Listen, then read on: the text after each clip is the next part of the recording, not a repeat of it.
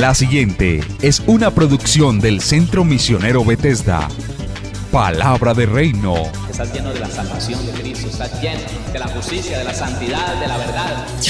Escuelas de formación. Sanidad interior. Testimonios de vida. Tenía 7 enfermedades, y el trombo que me dio en la cabeza, el doctor dijo que yo no tenía nada. Que ¿Hiciste todos los exámenes? Todos los ¿Y cómo te exámenes, salieron? todos me salieron bien. Entonces yo traje... ¿No podías levantar el brazo? No, me dolía mucho. ¿Y el Señor te sanó hoy? Ya me sanó. Sí, ya volvió a la casa, está buscando trabajo, la honra y la gloria al Señor. Centro Misionero Bethesda Villavicencio Meta les da la bienvenida. Vamos a fortalecer la fe. ¿Le gusta fortalecer la fe? Bueno, Hebreos capítulo número 11. A veces vamos allá, a veces miramos lo que dice algunos versículos de Hebreos. Versículo número 32, Hebreos 11, 32. Léalo conmigo, dice la palabra 11:32 de Hebreos. ¿Y qué más digo? Porque el tiempo me faltaría contando de Gedeón, de Barak, de Sansón, de Jefté, de David, así como de Samuel y de los profetas, que por fe, ¿por qué? Conquistaron reinos, hicieron justicia, alcanzaron promesas, taparon bocas de leones, apagaron fuegos impetuosos, evitaron filo de espada, sacaron fuerzas de debilidad, se hicieron fuertes en batalla, pusieron en fuga ejércitos enteros. Oiga, estas cosas parece que no tuvieran ningún lugar o que no estuvieran actuales en nuestra vida, pero déjeme decirle algo, esto, aunque no sea en la dimensión literal que la palabra lo está mostrando, lo está contando, todos nosotros, todos y cada uno de nosotros siempre vivimos pequeñas o grandes batallas a diario. Y nuestra fe es desafiada y nuestra fe es probada a diario. Y yo quiero que usted se meta en esa vivencia suya. Hay cosas que el cristiano no ha podido alcanzar porque no tiene el medio para alcanzarlo. Y el único medio para alcanzar ciertas cosas es la fe. ¿Ah? Sí, hay cosas que no se pueden alcanzar de otra manera sino a través de la fe. Y a veces el cristiano se cuestiona y dice, pero ¿por qué? Pero Dios a otros sí le da, a mí no me da. Mire a ver qué pasa con su fe. Sea sincero delante del Señor, sea real. ¿Qué está pasando con su fe? Porque lo que me dice a mí la Biblia, y me lo dice en muchos lugares, es que yo no puedo vivir sino lo que creo que puedo vivir. Ah, bueno, se lo digo en las palabras de la Biblia. Romanos capítulo número 1. Para decírselo en las palabras bíblicas, lo que le estoy diciendo, se lo puedo decir por la palabra. Romanos capítulo número 1, lea conmigo el versículo 16 y 17. Son las últimas palabras del versículo 17, pero me gusta que lea el versículo 16 y el versículo 17. Dice el versículo 16, porque no me avergüenzo del evangelio, porque es poder de Dios para salvación a todo aquel que cree.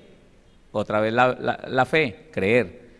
Mire, mis hermanos, debemos de llegar a la conclusión de que lo más fuerte que usted y yo debemos de tener es la fe.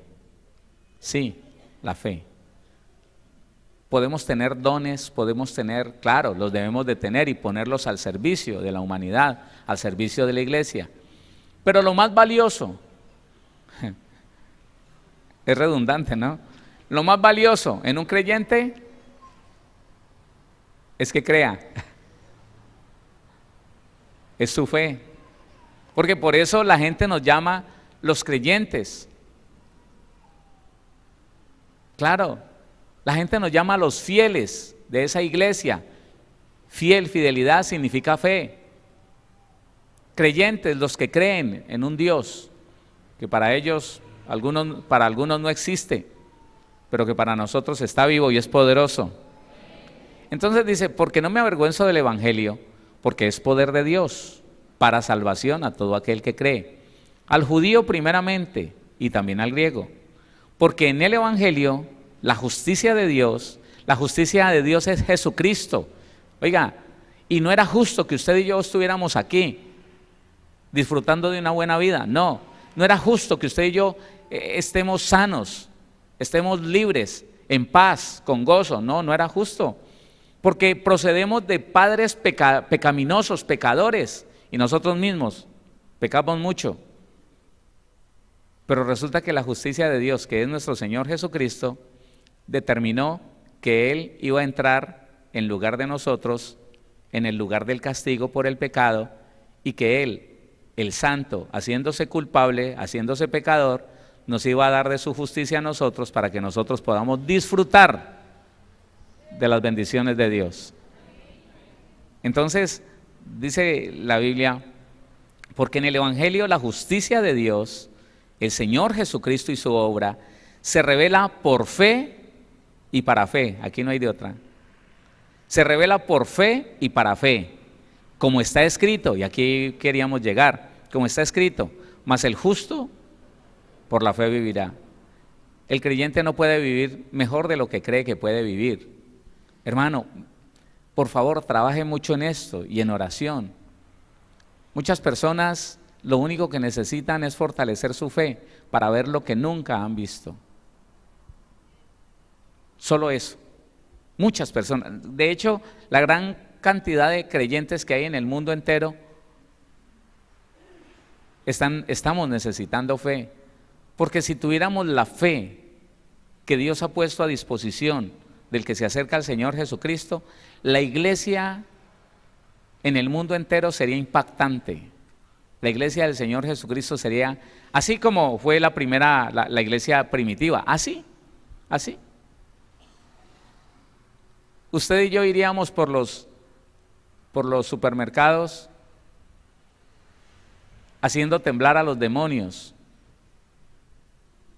Usted y yo iríamos por las calles haciendo temblar a los demonios.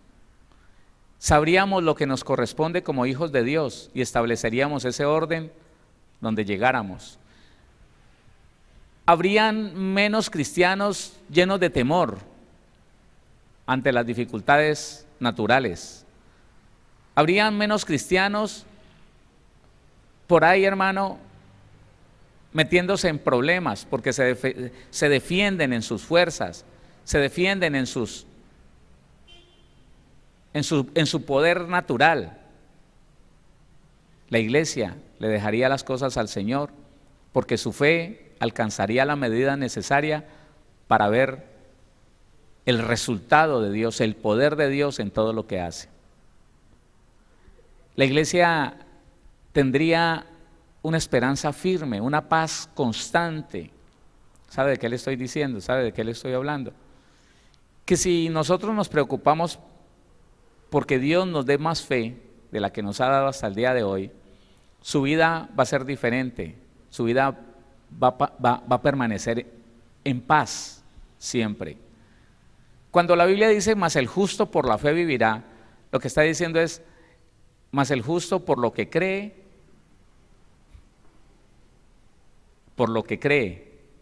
vivirá cada día. Así que si la persona cree que Dios no lo ayuda, si la persona cree que está indefenso ante sus enemigos, si la persona cree que no puede hacer nada ante el problema que se le viene encima, así va a ser. De esa manera va a ser. Y es ahí donde el diablo, los demonios, para que me entienda, logran hacer que un cristiano, que una cristiana empiece a vivir una vida desastrosa, una vida lamentable, una vida en medio de la ansiedad, de la angustia, de la desesperación, tomando decisiones inadecuadas, un cristiano por ahí desesperado, buscando gotagotas, porque no ha creído en el poder de Dios. Escuche, porque no ha creído en el poder de Dios, porque no ha creído lo que dice la Biblia. Y yo no soy la excepción de esto que le estoy hablando. Creo que soy el primero que le hace falta muchísima fe. Y todos los días le digo al Señor, Señor, yo no puedo llevar tu obra sin fe, dame fe, aumenta mi fe, dame fe. No sea usted de esas personas que por la escuela antigua no le piden fe al Señor porque les da miedo. Porque a mí me enseñaron hace 19 años que si usted le pedía fe al Señor, el Señor lo agarraba y lo zarandeaba, le mandaba pruebas, le mandaba luchas, le mandaba dificultades, tribulaciones. Eso es mentira, hermano. Eso es mentira. Constantemente dígale al Señor, Señor, aumenta mi fe. Porque hay cosas que no vamos a ver usted y yo, sino a través de la fe. ¿Sí? Se lo voy a volver a decir y no se lo voy a gritar. Hay muchas cosas de las que usted está queriendo ver, que solamente podrá ver a través de la fe. No importa el dinero que pueda llegar a tener. Hay cosas que el dinero no compra. Hay cosas que solo la fe hacen una verdad poderosa. Hola. Así es. Y hermano, mire, yo no creo que la gente del Antiguo Testamento, que las personas del tiempo de Abraham, de Isaac, de Jacob, de David, hayan tenido alguna ventaja sobre nosotros. No lo creo. Por el contrario, yo creo que nosotros tenemos ventaja sobre ellos.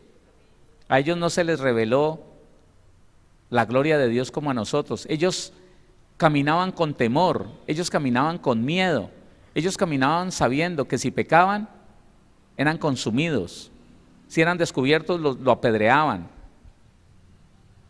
y si no eran descubiertos Dios se encargaba de ellos. En cambio nosotros ahora tenemos tantas ventajas. Vivir la gracia, hermano, es vivir el mundo perfecto. Es vivir la vida perfecta, porque usted se equivoca, yo me equivoco y voy a la presencia del Señor y se lo confieso y listo. Dice el Señor, ya, listo, no hay problema. Corríjase y sigamos adelante. Que el reino que te he dado gratis y los derechos que te he entregado gratis van a permanecer contigo mientras que determines ser obediente. Eso es. Pero entonces nosotros vemos que muchos hombres y mujeres de la antigüedad tuvieron una fe tremenda y fueron ejemplos, son ejemplo para nosotros, aunque nosotros deberíamos de ser ejemplo para ellos, porque les repito, las condiciones de nosotros superan ampliamente las condiciones de gente como David, como Samuel, como Abraham y todos ellos. Superan ampliamente la situación de ellos. Pero no sé por qué ellos tuvieron mayor determinación, mayor firmeza en creer en algo que era menos tangible que lo que es ahora la fe, la presencia, la obra del Señor Jesucristo para usted y para mí. Usted y yo deberíamos de ser los campeones en la fe. ¿Ah? Sí, hermano, sí, porque es que tenemos la palabra, tenemos el Espíritu Santo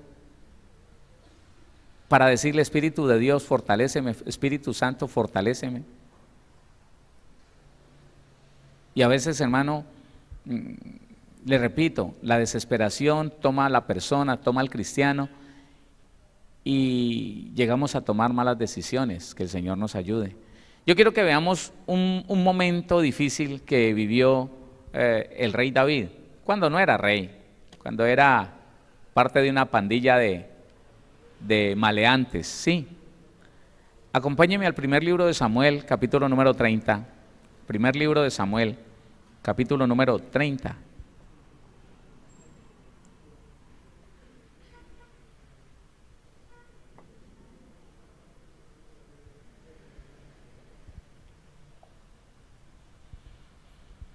Vamos a leer desde el versículo número 1.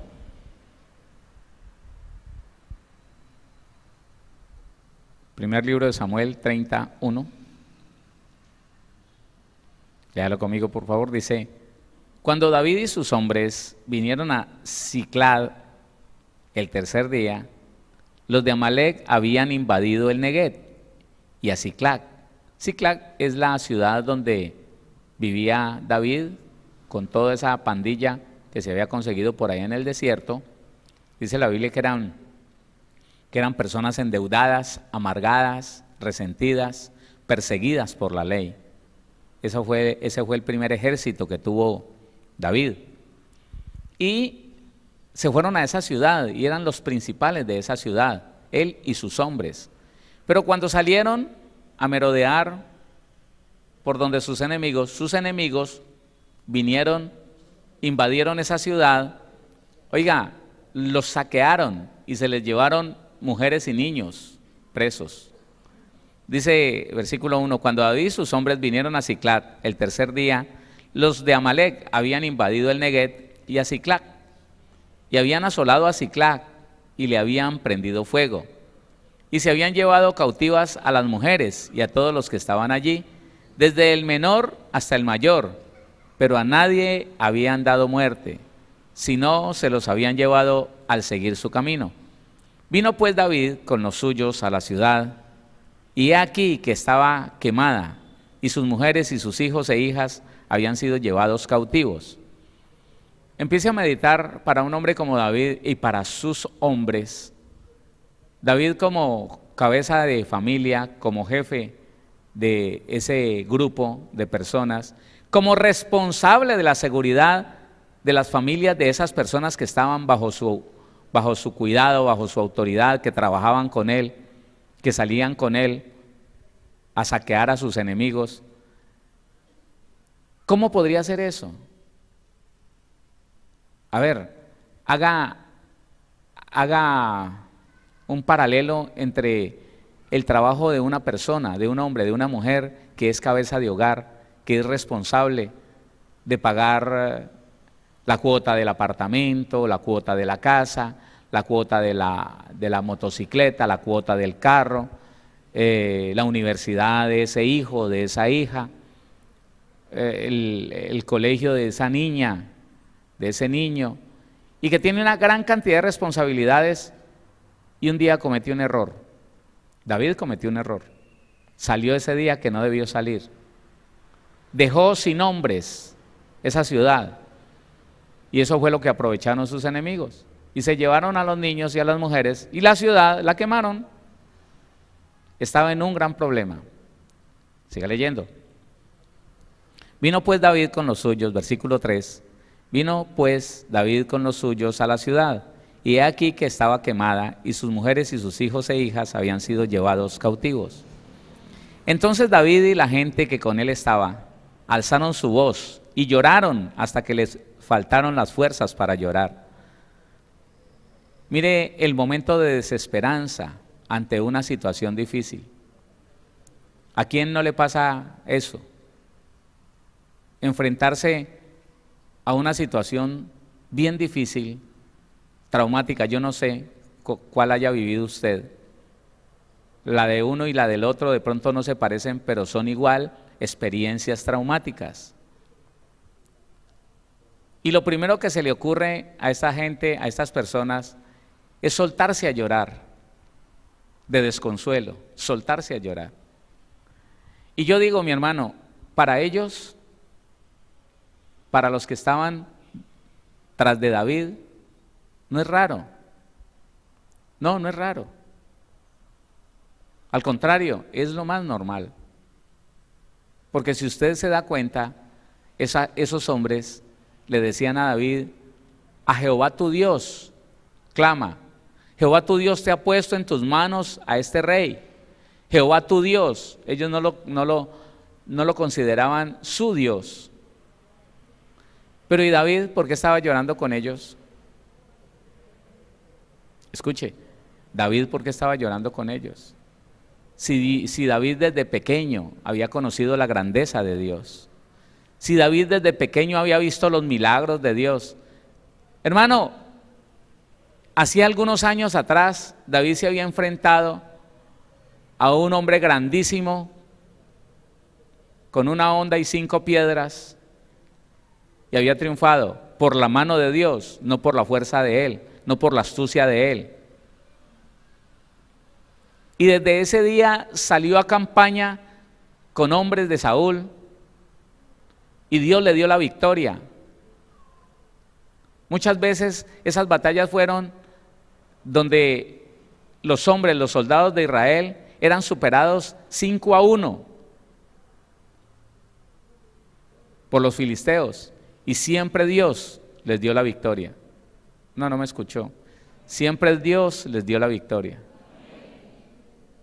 Pero en ese momento él estaba llorando al ver que su familia había sido quitada. Bueno, 2 familias. En ese tiempo David tenía 2 mujeres. Siga leyendo.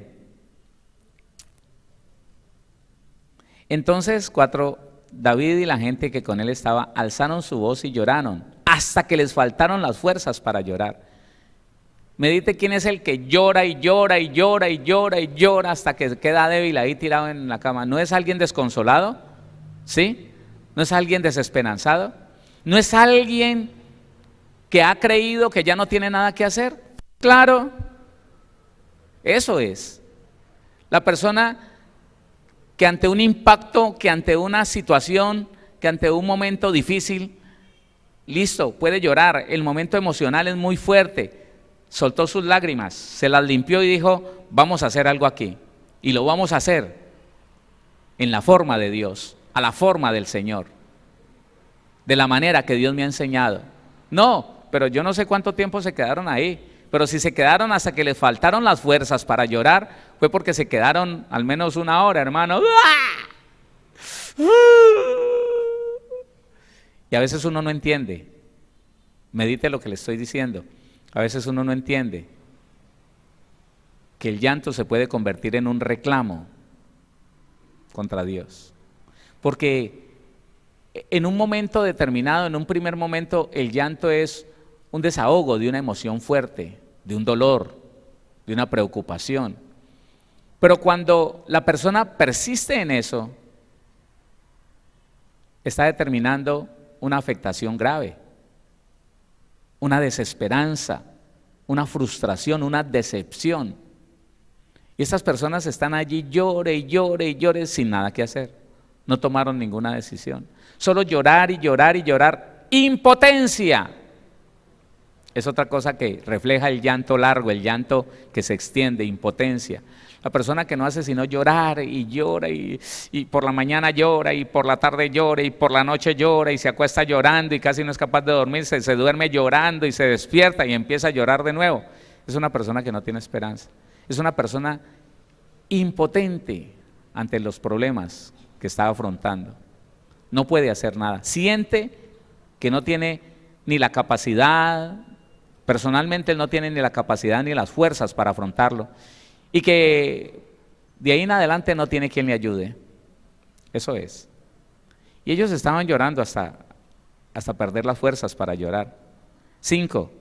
Las 2 mujeres de David, Ahinoam, jezreelita, y Abigail, la que fue mujer de Nabal, el de Carmel, también eran cautivas. Y David se angustió mucho porque el pueblo hablaba de apedrearlo, pues todo el pueblo estaba en amargura de alma, cada uno por sus hijos y por sus hijas. Y por fin, mas David se fortaleció en Jehová, su Dios. Casi que no. Yo le digo, mire, por eso le decía al principio, usted y yo estamos en ventaja sobre ellos. No puede ser que al menos este hombre, después de llorar 1 hora, vamos a ponerle tiempo, después de llorar 1 hora, se levantó y se fortaleció en Dios. Hay cristianos que ni en 1, ni en 3, ni en 5 horas, desfallecidos completamente, desesperanzados completamente. Cuando usted los ve, percibe como que ellos están seguros de que no hay nada que hacer. Y es ahí donde uno se pregunta. Mire, para uno que está mirando desde un rincón del cuarto el problema, para uno es muy fácil. Para uno es muy fácil opinar. Para uno es muy fácil aún llegar a criticar. ¿Sabe cuándo no es fácil? Cuando usted y yo estamos en la situación. Pero yo sigo diciendo algo. Lo que a mí me dice la Biblia es que Dios me ha dado todo lo que necesito para no llegar a un momento de angustia, de desesperación y mucho menos de amargura por la situación que está pasando. Y David y sus hombres estaban en una situación de estas. Y ya los hombres estaban diciendo, el responsable es David. David, que es nuestro jefe, nos hizo salir a todos. Nos llevó a todos los hombres y dejó la ciudad sin protección. Él es el culpable. Vamos a apedrearlo. Vamos a apedrearlo. ¿Sabe qué significa? ¿Sabe qué tipifica esto? Usted cometió un error. Usted cometió el error. Usted tiene que pagar con su casa. Usted tiene que pagar con su... Vaya, venda lo que tiene y usted venga y responda. Usted es el culpable. Mire a ver, apedrear es sacrificar. Sacrificar es castigar, despojar. Y muchas veces, no sé cuántas veces usted se haya visto en la necesidad de decir, yo soy el responsable, yo tengo que responder y me tengo que sacrificar aquí, tal vez quedar sin un peso para responder por esta mala decisión que yo tomé. Y en ese momento es cuando viene la desesperación. En el momento en que la persona afronta la dificultad, el problema, es el momento donde viene la desesperación, la angustia. Y es allí donde si uno no tiene como prioridad, óigame, si no tenemos como una fe bien puesta, del último que nos vamos a acordar es de Dios. Y vamos a empezar a hacer cosas, hermano, y entonces présteme aquí, présteme allá, présteme aquí, présteme allá. Y haga esto y vaya y busque aquí, busque... Uy, hermano. La desesperación es algo que viene para afligir la fe del hombre. La desesperación y el temor es algo que viene para anular el poder de la fe. ¿Cuántos creen que la fe tiene poder? En la fe hay un poder impresionante, hermano. ¿Cómo será que mueve la mano de Dios? Y cuando Dios se mueve, hermano, la bendición nos alcanza a todos, ¿sí o no? Ellos están desesperados, pero dice la Biblia, pero David se fortaleció en Jehová su Dios. Ah, bueno, versículo 7. Y dijo David al sacerdote Abiatar, hijo de Ahimelech, yo te ruego que me acerques el efod. ¿Qué es el efod? El efod es la vestidura sacerdotal. La vestidura que Dios mandó hacer allá en Éxodo a Moisés para Aarón, el sacerdote. Y resulta que el efod tenía colgado en la altura de sus hombros el tumín y el turín. Y entonces le dijo, acércame, y por esas dos cosas se consultaba al Señor.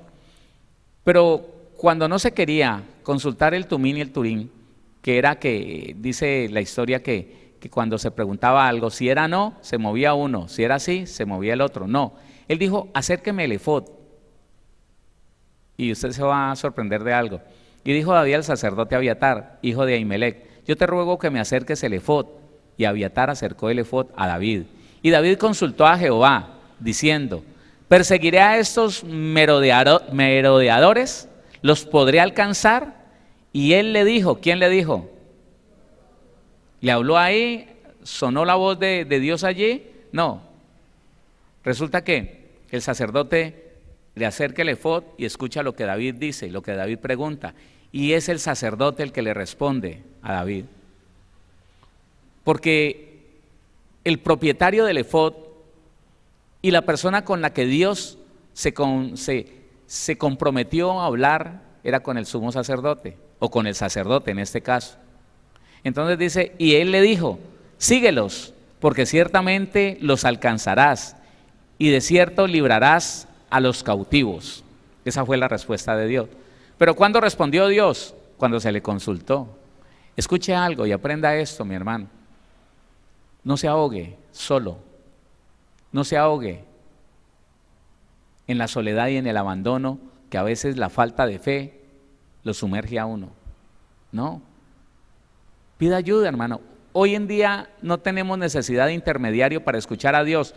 Sin embargo, hay momentos en que las dificultades que nos rodean nos bloquean en esa comunión con Dios. ¿Le ha pasado a alguien o no? ¿Sí? Entonces yo tengo que ir a alguien que está más despejado que yo. Yo tengo que acercarme a mi esposa y decirle: esposa, es que estoy pensando esto, pero no hallo una decisión. Y entonces ella, que no tiene la presión del problema encima, que no tiene el conflicto de saber que si tomo esta decisión me puede ir mal por este lado, y si tomo esta otra me puede ir mal por el otro lado, ella no tiene eso. Entonces me dice con la libertad de quien escucha a Dios, me dice: esposo, ¿y por qué no hace tal cosa? Entonces a veces necesitamos que alguien que tenga los sentidos espirituales libres, mucho más libres, que no están bajo presión, nos pueda dar un punto de vista bíblico. ¿Quién entiende eso? ¿Por qué le digo esto, hermano? Porque a veces nuestra fe es oprimida por los problemas y nosotros no sabemos qué hacer. Y muchas veces, escúcheme, bajo esa presión, muchos de nosotros hemos tomado decisiones. Bajo la presión del problema, bajo la presión de la dificultad, bajo la premura de un momento de apremio, hemos tomado decisiones y nunca fuimos a alguien que estuviera despejado, que pudiera ver las cosas desde la esquina del cuarto. Allá están peleando y él está aquí.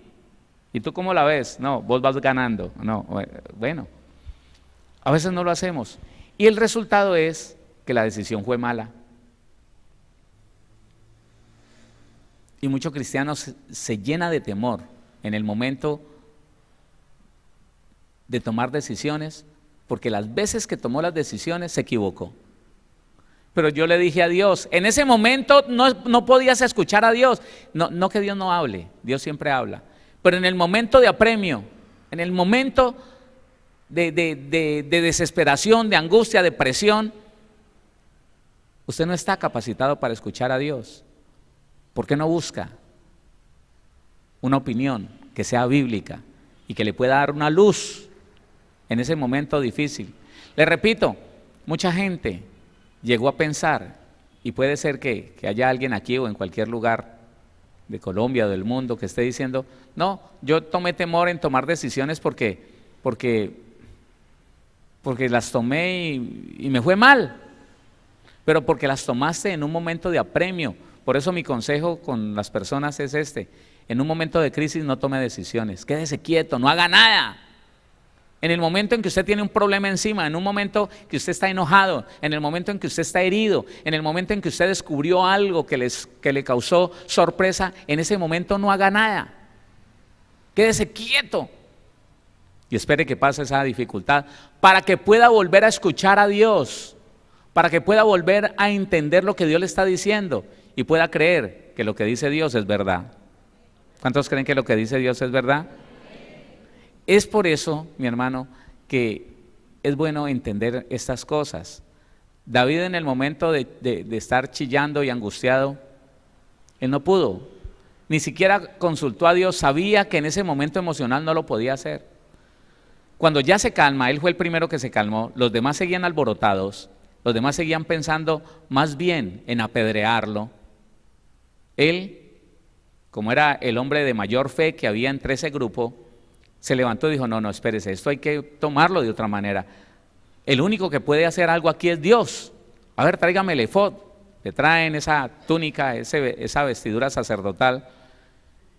Y él consulta: Señor, ¿qué haré? Y el que le responde es el sacerdote. Eso fue una opinión de un tercero que tenía la mente clarita.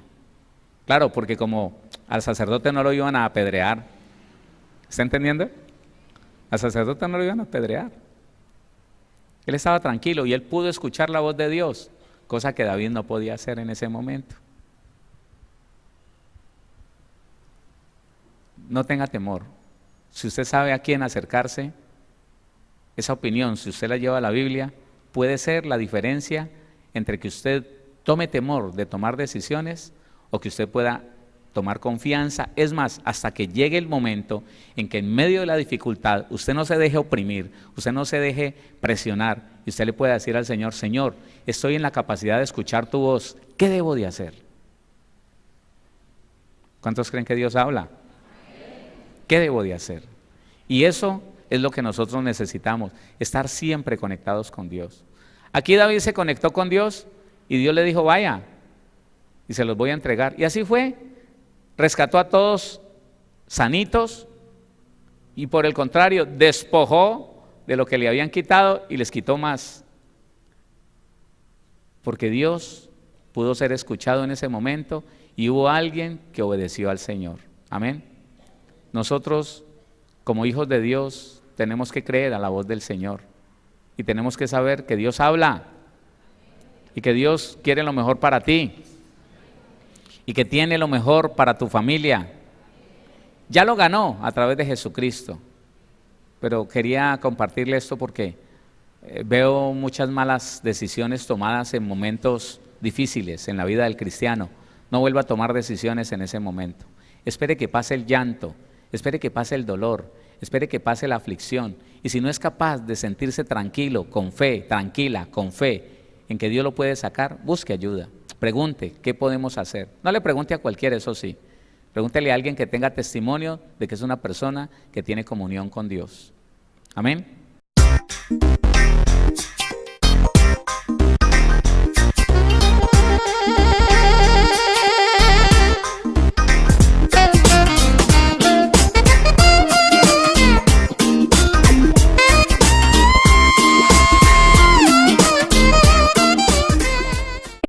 Síguenos en Facebook como Pastor Héctor Cortés, en Twitter como @CMVVillavo, en Instagram como @auténtica Villavicencio y en YouTube como Pastor Héctor Fabio Cortés. Centro Misionero Bethesda Villavicencio, cumpliendo el propósito de Dios.